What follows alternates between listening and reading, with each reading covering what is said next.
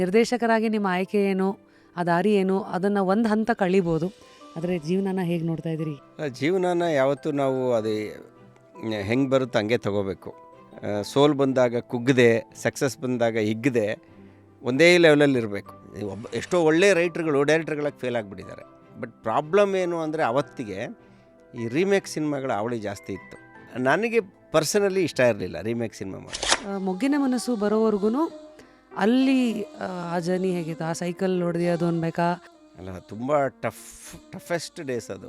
ಹುಡುಗಿರು ಹೆಂಗೆ ಯೋಚನೆ ಮಾಡ್ತಾರೆ, ಎಂಥ ಹುಡುಗರನ್ನ ಲವ್ ಮಾಡ್ತಾರೆ, ಯಾಕೆ ಬ್ರೇಕಪ್ ಮಾಡ್ಕೊತಾರೆ, ಇದು ಎಲ್ಲ ಹುಡುಗರಿಗೂ ಕಾಡೋ ಪ್ರಶ್ನೆಗಳೇ. ನಿಜ. ಯಾವತ್ತಿಗೂ ಸೆಲೆಕ್ಟ್ ಆದಾಗ್ಲೂ actually she was twice rejected. Moggina Manasu 2 ಆಡಿಷನಲ್ಲಿ ಶಿ ವಾಸ್ ರಿಜೆಕ್ಟೆಡ್. ಯಾಕೆ? ಕನ್ವಿನ್ಸ್ ಆಗಿಲ್ಲ ನನಗೆ.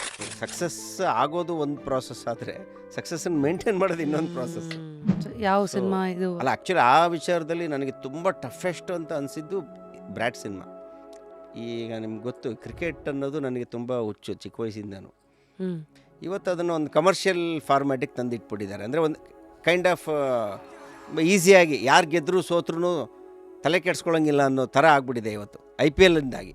ಲಾಸ್ಟ್ 20 ಮಿನಿಟ್ಸು ತುಂಬಾ ಟ್ವಿಸ್ಟ್ ಮೇಲೆ ಟ್ವಿಸ್ಟು.